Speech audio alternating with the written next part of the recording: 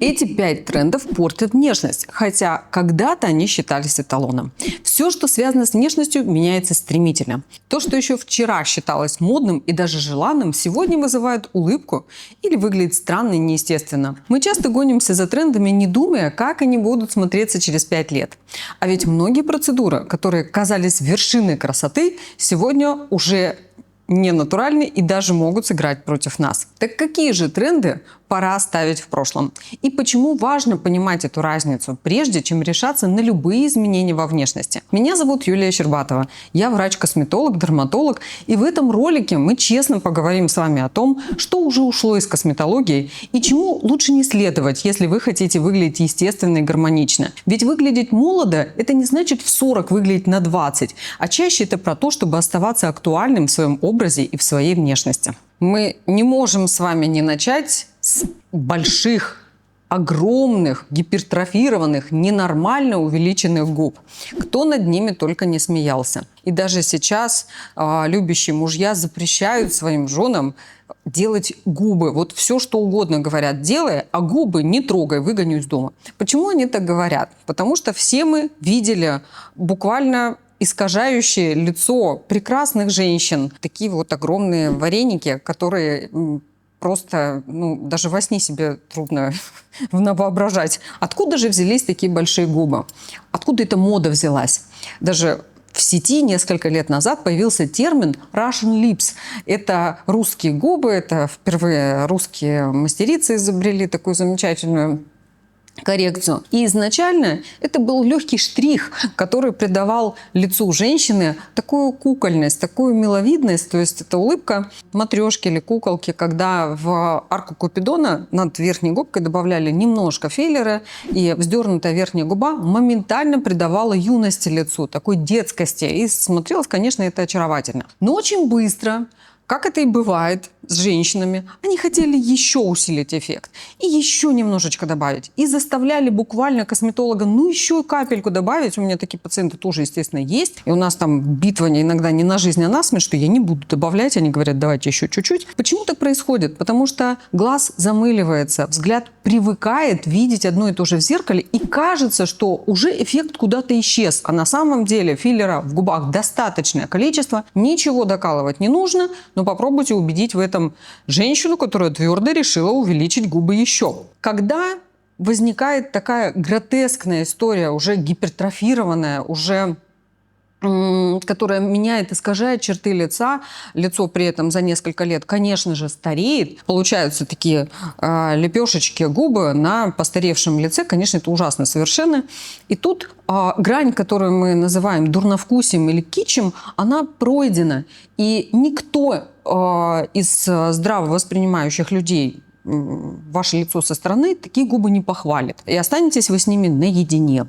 Поэтому губы большие, которые меняют черты вашего лица, которые не меняются гармонично вместе с вами, мы, косметологи, уже давным-давно не делаем. Второй устаревший тренд – это высокие скулы. Кстати, неизвестно, почему скулами люди называют линию нижней челюсти или углы нижней челюсти. Я уж убей, не знаю почему. На самом деле скуловая область – это область под глазами. Вот эта косточка, которую каждый из нас может прощупать, называется скуловая кость, поэтому эту область мы называем скуловой. Так вот, высокие скулы вдруг стали модными тогда, когда появился филлер достаточной плотности. Косметологи выучили анатомию настолько хорошо, что стали инъецировать филлер под связку скуловую, мы ее еще называем точка Макгрегора, и получали очаровательные яблочки на лице, особенно у тех женщин, у кого либо уже есть первые признаки птоза, либо изначально от природы анатомия не дала красивой выраженной вот такой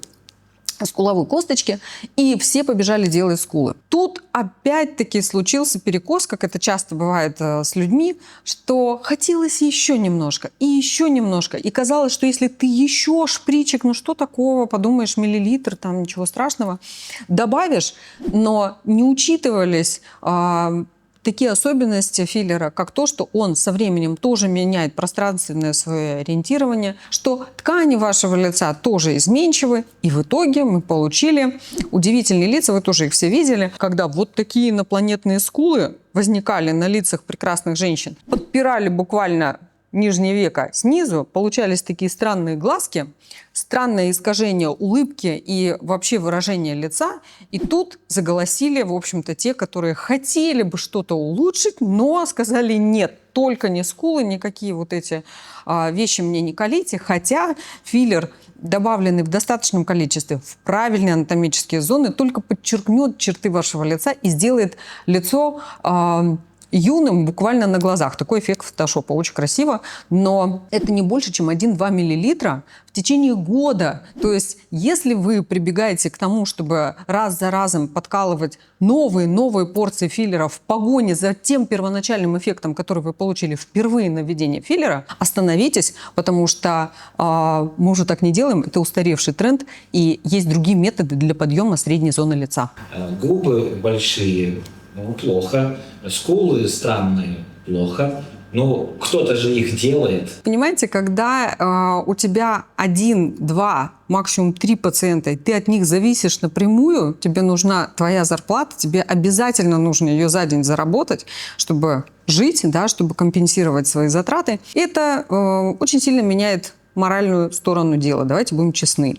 Если у тебя плотно налаженный пациентский поток, у тебя, даже если 1, 2, 3 человека выпишется с приема, ничего страшного не произойдет, потому что остальные 70% твоего рабочего времени занят. Ничего страшного не произойдет. Ты даже еще можешь кому-то отказать в процедуре, и тоже ничего не произойдет. И это важно, потому что в таком случае доктор свободен в том, чтобы делать эту процедуру или не делать. Высказать честно противопоказания, да, и порекомендовать пациенту просто этого не делать, а там поработать над качеством кожи, например.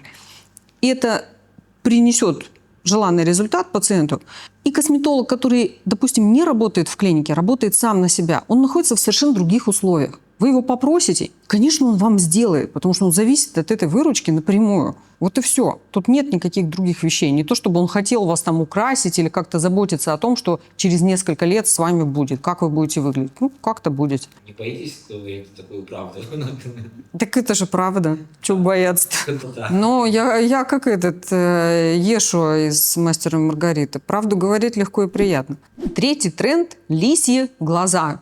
Ice Fox, да, как их только не называли, суть в том, чтобы сделать из ваших природных глаз вот какие-то вот такие глаза.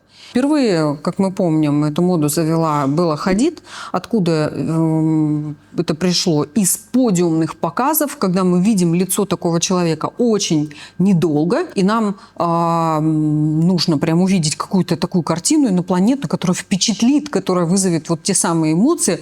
Ах, как вот необычно, свежо и как-то по-другому. В жизни что стало происходить? Когда стали приходить женщины, которые любой ценой, нитями, филлерами, при помощи ботулотоксинов, при помощи операций, при помощи комбинированных методик стали менять височную зону до неузнаваемости, растягивая вот эти глазки. Опять же возникал эффект привыкания, когда люди видели вот там, вот у меня месяц назад было так, а теперь уже вот так. То есть, конечно, ткани встают на свое место, как бы мы их ни тянули, какими бы гвоздями мы их не прибивали на новое место, они займут свое естественное физиологическое положение. И мы получили очень много осложнений. Получили некрасивые фиброзные массивы, там, где, в общем-то, происходили несанкционированные, неправильные вмешательства в зону виска, в зону периорбиты.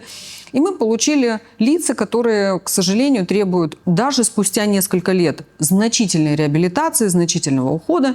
И что я могу здесь сказать? Лисьи глаза – это вау-эффект или какой-то больше неожиданный даже эффект. Не столько вау, сколько неожиданный.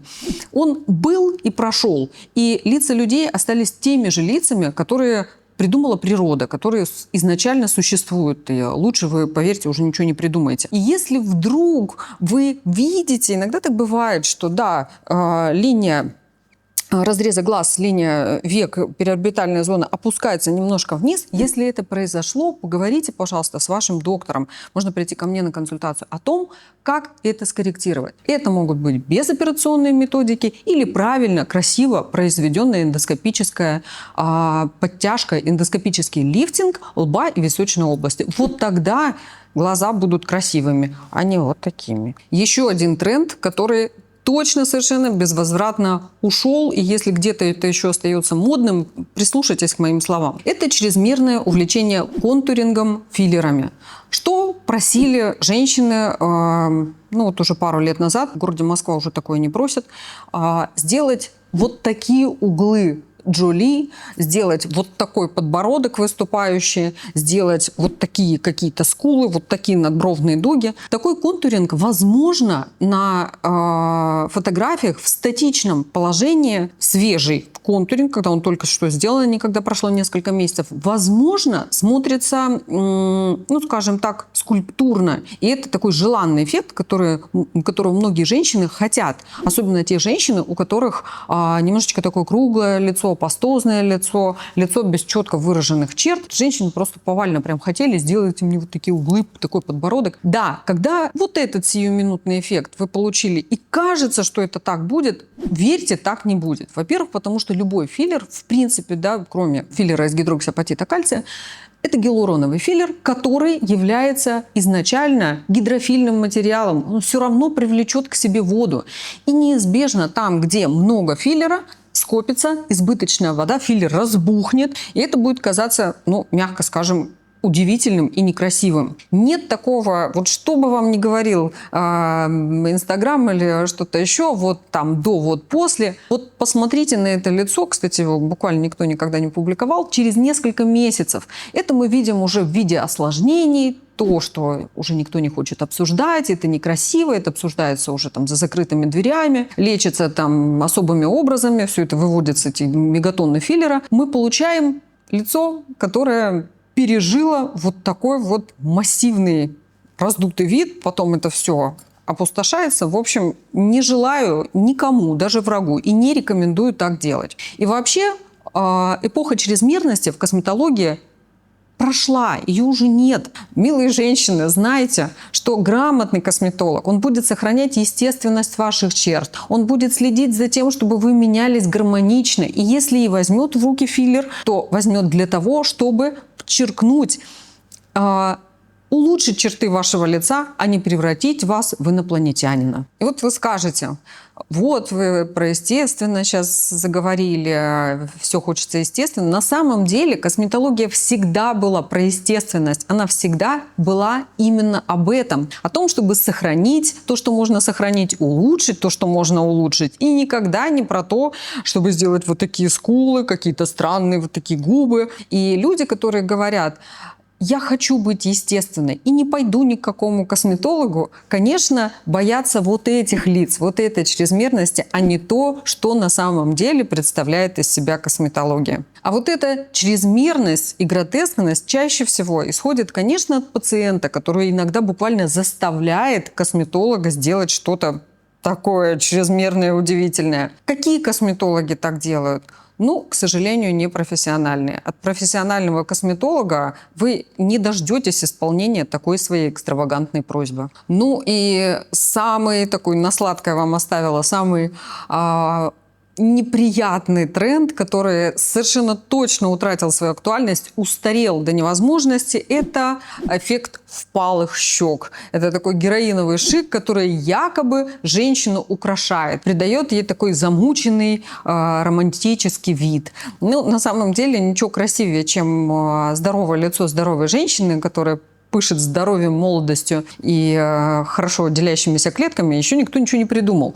Поэтому, когда люди придумали, голливудские звезды, прочие люди, которым надо произвести какое-то впечатление на умы зрителей, стали придумывать удалять комки Биша. Комки Биша – это такая трехмерная красивая структура. Она на самом деле это жировое тело щеки, которое присутствует в течение всей жизни у человека. Какую функцию он выполняет? На самом деле это орган, который выполняет функцию артикуляции, выполняет функцию, принимает участие в функции жевания, сосания, глотания и так далее. То жировое тело щеки, которое имеет чудесную, совершенно очень красивую форму, звездчатую, это как звезда такая, которая жировыми отростками уходит в очень глубокие слои, в область виска, в область глотки, в область глубоких жировых структур и костей, буквально подвешивает ваши мягкие ткани во времени и пространстве. Поэтому, когда можно, конечно, провести такую калечащую операцию, убрать жировое тело щеки, щеки на какое-то время станут впалыми, но поверьте, они у вас с возрастом впалыми и так станут. Это неизбежно, потому что жировое тело щеки подвергается инволюции. Поэтому просто потерпите, они и так исчезнут. Когда вы удаляете такую красивую, очень нужную структуру в лице, вот этот замученный вид длится какое-то время. Не имея поддержки, мягкие ткани начнут катастрофически и стремительно обвисать. Не обманывайте, что будет по-другому. Будет. И вот тогда женщины приходят, чтобы любой ценой, приходят к моим коллегам-хирургам, приходят к косметологам, возместить вот этот дефицит тканей, стремительно нарастающий. Понятно, что мышцы слабеют, кожа дреблеет, жировой прослойки и так нет, а тут она еще и искусственно была удалена. И мы получаем лицо старой женщины, в общем-то, у женщины довольно молодой. Поэтому тренд на удаление комков Биша и такой героиновый шик безнадежно устарел. Конечно, не то чтобы он прямо устарел, но он уже не актуален. Хотя женщины продолжают это делать, к несчастью, к сожалению, но вам я это делать не рекомендую. Если вы хотите записаться ко мне на консультацию, ссылка на запись находится в первом комментарии. Также в первом комментарии находится ссылка на мой телеграм-канал, в котором очень много интересного про красоту и здоровье.